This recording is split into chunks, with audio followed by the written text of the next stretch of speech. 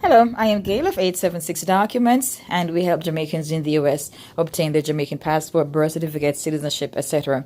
I just want to talk about something really quickly that I've been noticing lately. I've gotten quite a few calls now asking about getting an emergency passport or an express passport because they have an immigration appointment and they need to get a stamp or something.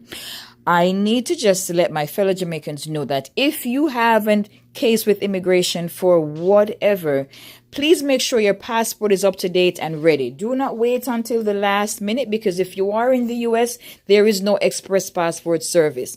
Your passport that you got recently that will expire maybe in another 6 months or 5 months, or it expired already, it can be renewed up to a year early.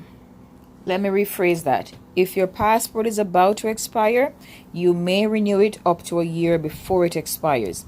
If it expires